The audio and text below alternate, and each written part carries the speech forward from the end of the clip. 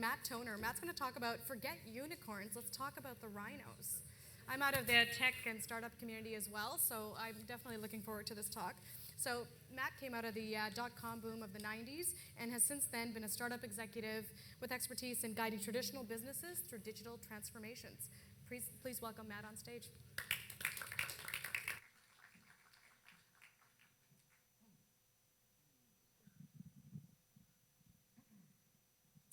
Okay, so I made the mistake, or maybe it was a good thing this morning, of talking to Jacob before he came up here, because Jacob, I think he left most of his brain out in the lobby, clearly a lot of big thoughts, and I wasn't caffeinated yet.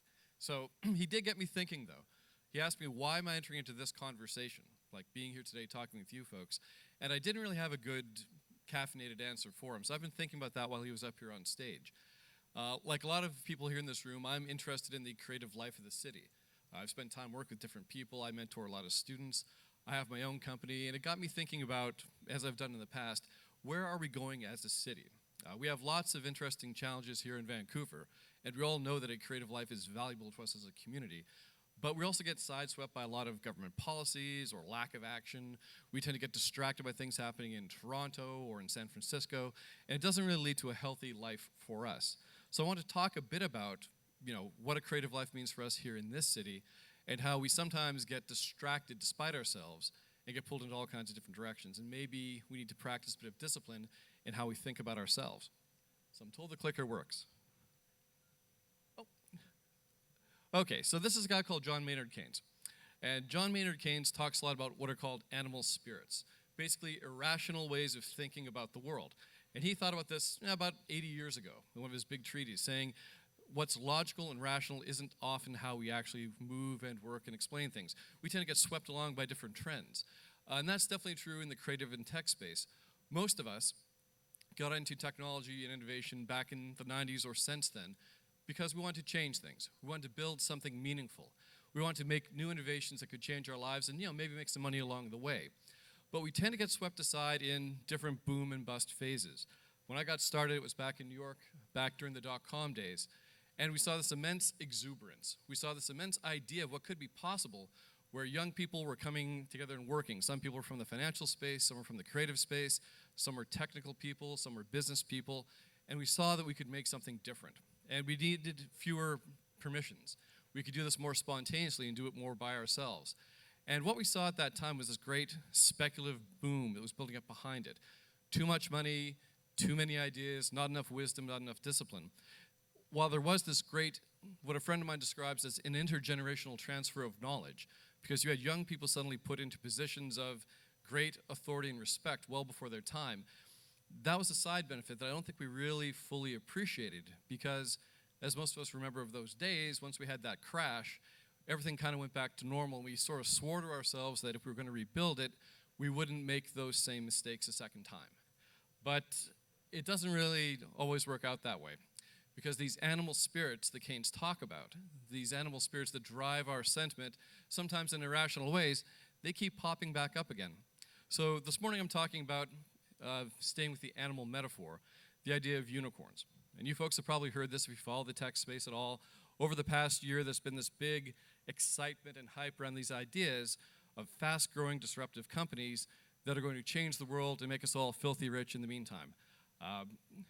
My thesis, I guess, is that this is a mistake.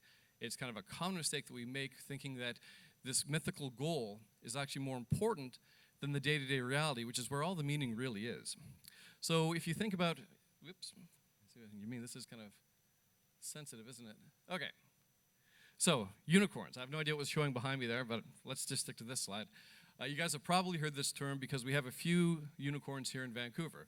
We've seen Hootsuite with Ryan Holmes kind of rise up and become very instantly important and significant in society. We've seen Slack with Stuart Butterfield become a great, meaningful technology with a ridiculous valuation in almost no length of time. And this to us becomes quite exciting because we can see how meaningful our work can be in the blink of an eye. And that potential is always there. And that makes it deeply exciting for those of us that are still laboring in the trenches, people that have different ideas about what meaning is going to be, how we're going to innovate, and how we're going to deal with each other as creative people in a technical world. But the standard definition of a unicorn is a high valuation for a disruptive startup. Lots of money, lots of potential to really overwrite the world in almost no length of time whatsoever. It's a seductive dream. We all like the ideas of unicorns. But in truth, it's just another dot-com, dot-crash fad that we're now seeing devolve in a very short space of time. And we're now starting to feel the effects throughout the entire creative and technical ecosystem. I mean, besides living here in Vancouver and working with companies and studios and students here, I do spend time in New York, I do spend time in San Francisco as well. And you can see how this story that we're telling ourselves about exuberance and hype and this idea of unicorns is starting to really change how we act in a day-to-day manner. And it's that day-to-day change that I think is most concerning, because it's not reality any more than a unicorn was ever reality. So if we talk about the different phases we go through, the first phase is hype. It's this billion-dollar or bust mentality that starts to infect everybody.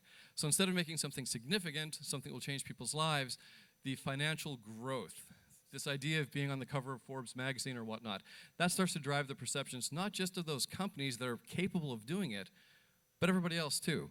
It filters throughout the ecosystem where people start to think, well, that's the point. That's the point of a creative life. That's the point of pursuing innovation.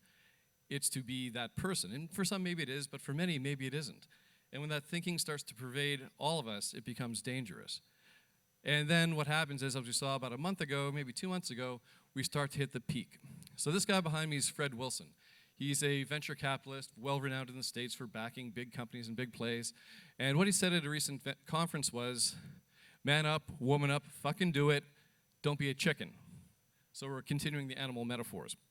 What he was talking about were all these unicorn companies that have suddenly got to live with these expectations and valuations.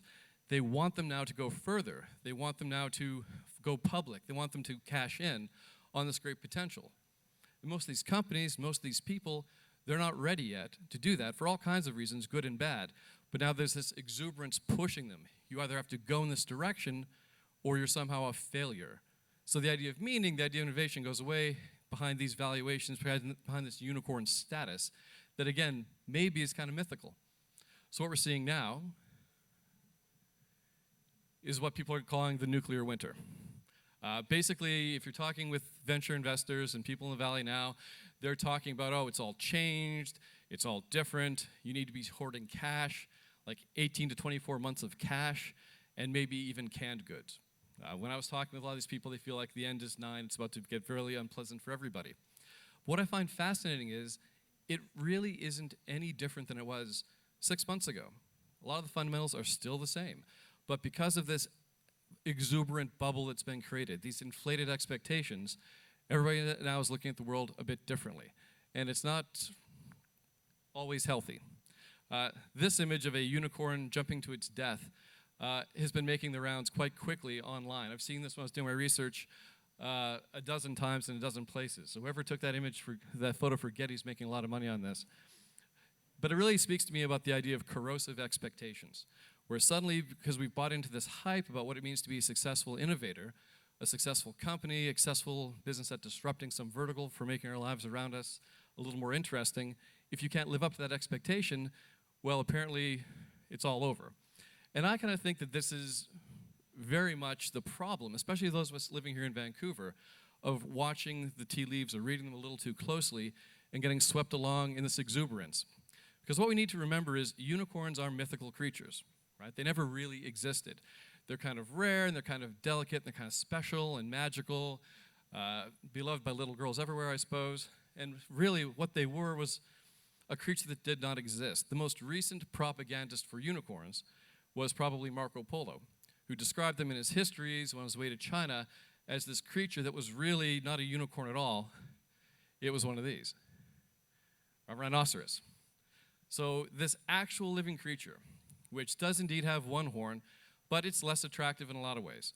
It likes wallowing in the mud, it's kind of rugged, it can take a lot of damage, it isn't really beloved by anybody, but I think for those of us that want to make a difference, those of us that want to work in creativity and technology, and we want to impact the world and society around us, it's maybe a better model. Like maybe wanting to be a unicorn gets in the way of being something actually useful, something that actually can make a difference, that can hang around.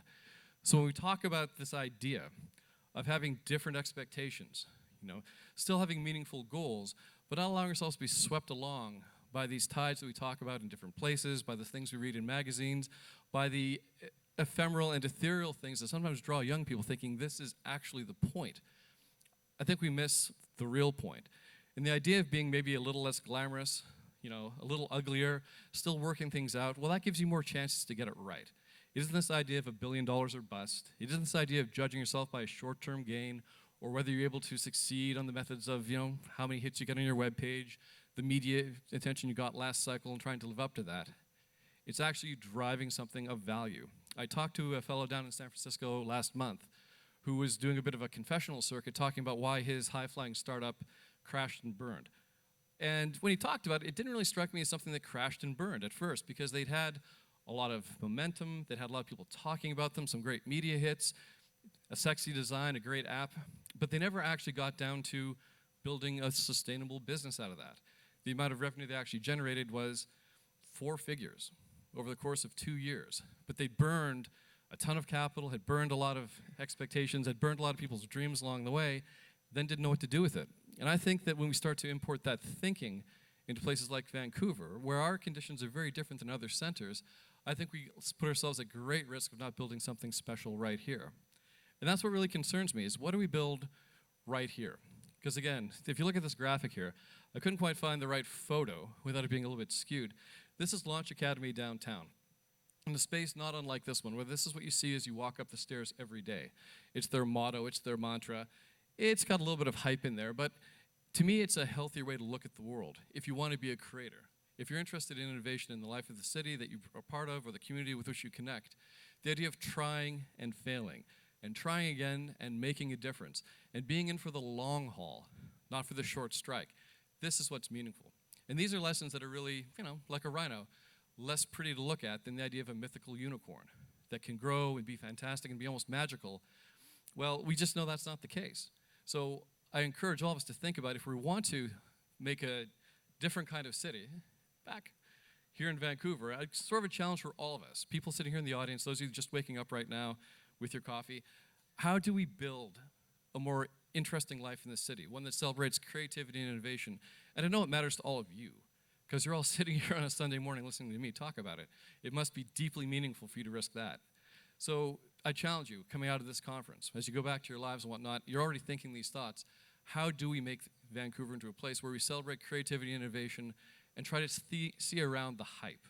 Try to see around the things that are colorful distractions, but often set us back. And the one thing I tell my students, when we talk about this from time to time, is you need to think like a unicorn, but work like a rhino.